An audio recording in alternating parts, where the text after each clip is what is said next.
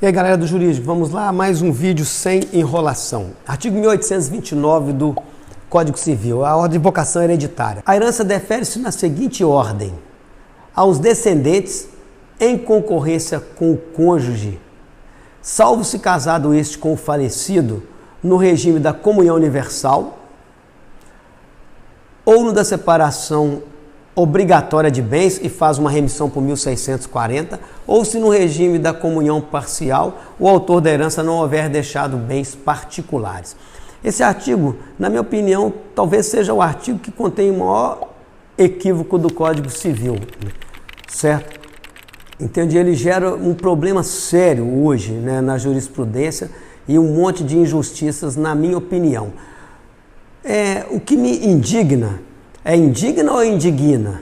É indigna, tá? Todos os verbos terminados em guinar, entende? Então, indigna, impregna.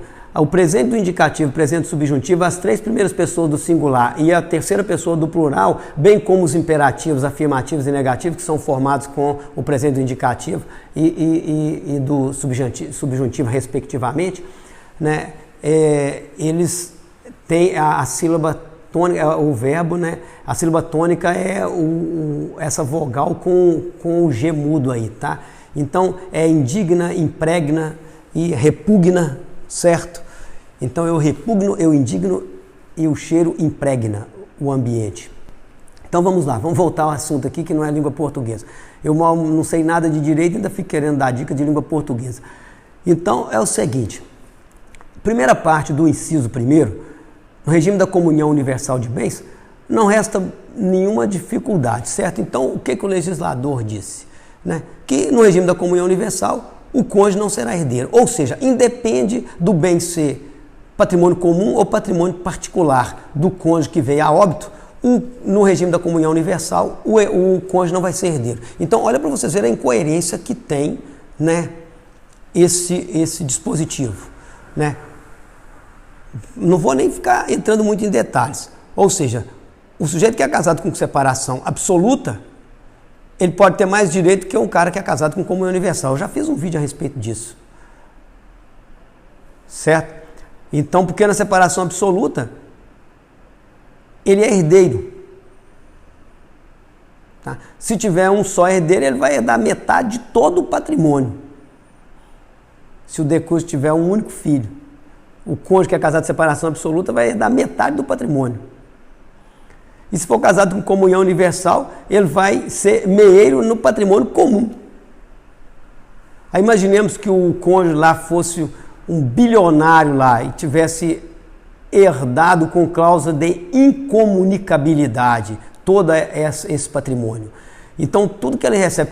o artigo 1668 do Código Civil, ele fala lá dos bens que não fazem parte da comunhão. E ainda faz uma remissão para o 1659, que fala de outros bens que não fazem parte da comunhão, que é livro, os objetos pessoais de trabalho, montepios, né, pensões, os proventos do trabalho e tal. Eu não vou entrar em detalhes aqui, que não é o objeto da coisa. Mas o que interessa aqui no comentário do inciso 1º do artigo 1829 é isso, é que no regime da comunhão universal o cônjuge não é herdeiro.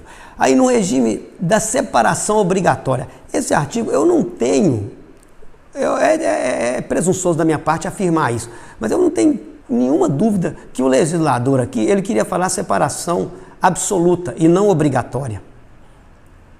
Entende? Aí você vai ver os comentários, né, dos diversos doutrinadores e eles tentam remendar isso aqui, mas se você fizer uma interpretação sistemática do código, pegar todos os artigos, você percebe claramente que aqui ele queria dizer que era separação absoluta, ou seja, aquela pactuada, tanto que ele fez remissão para o artigo 1640, parágrafo único. Então fica muito claro que o legislador não errou a fazer a remissão, porque eu já vi comentários de doutrinadores dizendo que ele queria fazer uma remissão ao 1641. O 1641 não tem parágrafo único.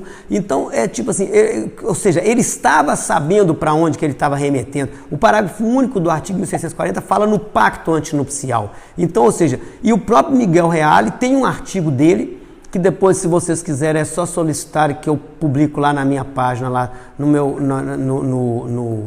do Google Drive, correto? Lá na minha pasta do Google Drive para vocês terem acesso. Ele tenta dar uma interpretação extensiva a essa expressão separação obrigatória, dizendo que ela abarcaria também a separação pactuada. Mas o STJ não entende assim, correto?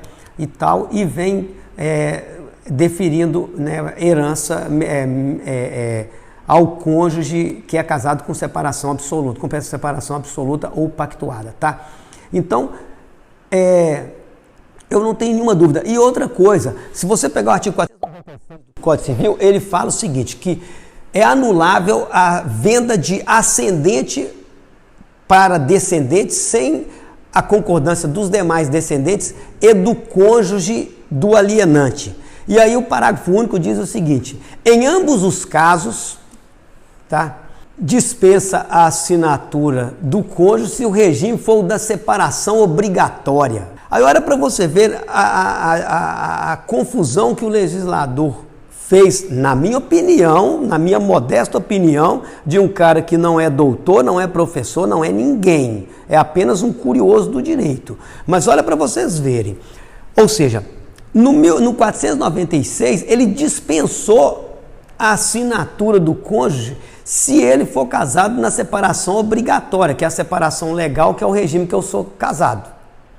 Porque minha esposa tinha só 14 anos, dependia de suprimento judicial, o inciso 3º lá do artigo 1641, se eu não estiver enganado, aí que fala isso, que aqueles que dependem do suprimento judicial para se casar têm que casar na separação obrigatória. É o maior de 70 o que casar sem dar partilha aos bens lá, e esse aí. Acho que são esses 3 incisos. Mas então é o seguinte, aí ele dispensou, né, o da separação obrigatória, tá, e não dispensou da separação absoluta. Aí no 1647, ou seja, quem é casado com separação absoluta, ou seja, aquela pactuada, ele pode alienar todos os bens que ele te possuir, bens particulares, sem a vênia do outro cônjuge. Certo? No 1647. Então, ou seja, no regime da separação absoluta, né, quando eu disser absoluta, eu quero dizer pactuada. Ele pode alienar todos os bens do patrimônio particular sem a vênia do outro cônjuge. Né? E lá no 496 depende para ele vender para o filho, ou seja, para qualquer pessoa ele pode vender sem a vênia, mas para vender para o filho depende da assinatura. Aí, data máxima vênia, né, a opinião do Pablo Stolz e do Rodolfo Pamplona, né, que ele diz o seguinte, que no 496, né, esse artigo ele contém 2 erros, né, e tal. Ele contém essa falha aí de colocar o regime da separação obrigatória ao invés de colocar o regime da separação pactuada, certo? E ele fala, quando o parágrafo 1 fala em ambos os casos, esse aí em ambos os casos é só uma curiosidade, eu vou falar para vocês, tem até um projeto de lei que já foi aprovado na Câmara lá, se eu não estiver enganado, era de um deputado do Mato Grosso, alguma coisa Bezerra, acho que é Charameu, Carlos Bezerra, para retirar a expressão em ambos os casos. É porque é o seguinte, que na redação original desse artigo 496, era anulável também a venda de descendentes para ascendentes. E na tramitação na Câmara, eles tiraram essa segunda hipótese, mas esqueceram de tirar do parágrafo único em ambos os casos, que em ambos os casos dispensaria a vênia conjugal se o regime fosse da separação. Na minha opinião, ele queria colocar separação absoluta, mas colocou separação obrigatória. Aí o Pablo Stolz, quando comenta o Código Civil, ele diz o seguinte, que o legislador colocou a separação obrigatória porque, nesse caso, ele dispensou a assinatura na separação obrigatória, porque na separação obrigatória, em 1829, né, o cônjuge casado de separação obrigatória, ele não é herdeiro nos bens, ele não é herdeiro do outro cônjuge, correto? Então ele dispensou, mas fosse assim também, ele dispensaria na comunhão universal, entende? Então não justifica essa explicação, entendeu? Então não tinha que tutelar, por quê? Porque na separação obrigatória não há legítima, né, a ser preservada do cônjuge. Também na comunhão universal não é legítima a ser preservada do cônjuge, porque ele não é herdeiro. Correto? Então ele teria que excluir também a comunhão universal, né? Então fica claro, e o próprio esse artigo do Miguel Reale que eu disse para vocês, ele, né, indiretamente ele acaba reconhecendo essa falha lá, correto? Então, né, a gente percebe, né, que o legislador comete erro. Eu não estou criticando o erro não, gente. Todos nós, eu cometo erro toda hora. Todo vídeo meu que eu pego, eu falei alguma besteira lá. É natural do ser humano, entendeu? Cometer erros. Entende? Se a gente não cometesse erro, nenhum de nós estaria caminhando até hoje, nem falando, né? Porque a gente não ia falar, não ia tentar caminhar, porque a gente erra toda hora, cai toda hora, erra toda hora quando vai falar, quando a gente está aprendendo. Então eu não estou criticando. O que me indigna é ficar tentando botar paninho quente e remendar onde o remendo onde não cabe remendo. Correto? Então, o que acontece? A incongruência, o legislador falhou? Na minha opinião, falhou. Então, aqui nesse artigo 496, ele queria colocar a separação absoluta. Lá no 1829 era a separação absoluta. Então, você percebe, né, o absurdo que é a norma. Ou seja, no regime da separação, né, obrigatória, o cônjuge é herdeiro. Da comunhão universal, o cônjuge não é herdeiro nem nos bens particulares. Da separação absoluta, pactuada, que é aquela que você interfere na autonomia privada do autor da herança. Ou seja, eu casei, pactuei que não quero que comunique nada para preservar o patrimônio para as minhas filhas, por exemplo, na minha ausência, eu preservar o patrimônio das minhas filhas lá, entendeu? Aí quando eu morro, o cônjuge é herdeiro. Qual que é a lógica? Para que existe então a separação obrigatória, a separação absoluta, né? Então é uma falha tremenda, na minha opinião, do legislador, entende? Mas se vocês forem ler aí, sempre aqueles comentários, então, ele queria falar, não era 1640, era 1641, porque ele falou aqui de separação. Não, ele falou 1640, parágrafo único, então ele sabia o que ele estava falando. Ou seja, ele queria colocar o regime da separação absoluta e colocou o regime da comunhão, da separação obrigatória. O legislador vacilou, entendeu? E é uma coisa simples, é só ir lá e corrigir a falha, pô.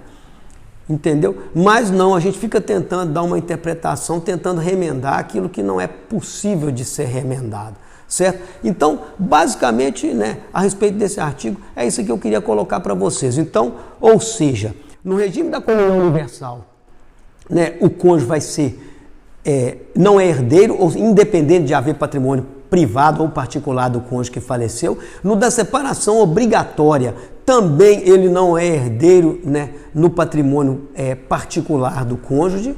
E no da separação e no da comunhão parcial de bens, se não houver bens particulares, ele também não será herdeiro. Ou seja, patrimônio comum ele é meeiro, e no patrimônio privado ou particular, ou próprio do cônjuge que faleceu, ele será herdeiro. Aí a forma que ele vai concorrer com os filhos, eu não vou entrar em detalhe nesse vídeo, é motivo para um outro vídeo, e não nesse aqui, correto? Então fica aqui o registro da minha indignação, correto? Com com as pessoas tentarem, né, remendar o que, na minha opinião, não tem remendo. Então, tínhamos que corrigir a norma, que houve uma falha crassa, na minha opinião, entendeu? No regime da separação absoluta, na minha opinião, o cônjuge não poderia ser herdeiro em hipótese nenhuma, né? Porque eu tenho autonomia privada, né, para poder pactuar o que eu quiser, mas o meu pacto só vale enquanto eu estiver vivo. Depois que eu morrer, ele não vale. Olha, o que é isso? Não faz no menor sentido, né? Entendeu? Então, eu não concordo de forma nenhuma. Vou parar com o vídeo por aqui, já foram 14 minutos. E acessem casascartório.com.br. Lá eu direcionarei vocês para minhas redes sociais. E comentem, compartilhem esse vídeo, perguntem à vontade. E quem quiser que eu poste lá o artigo, né, é só solicitar que eu envie o artigo por e-mail, ou então eu posso até publicá-lo lá na pasta do Google Drive, esse artigo do Miguel Reale, no qual ele, né, escreve sugerindo, né, que a Câmara, se as pessoas, né, não entendessem, os tribunais não entendessem que separação obrigatória abarcaria ambos os regimes, tanto a pactuada quanto a legal, né, que isso tirasse a expressão obrigatória do artigo. O artigo ficaria salvo no regime da separação, no da comunhão universal ou no da separação de bens, que aí abrangeria os dois regimes, né? Mas aí haveria uma corrente que diria que O comunhão parcial seria separação parcial também, ia querer dar a interpretação que nesse regime também o cônjuge não seria herdeiro. Aí criaria um outro problema se simplesmente, né, tirássemos do artigo a expressão, a palavra obrigatória, né? Mas então, até o próximo vídeo e aguardo vocês nas minhas redes sociais. Um abraço.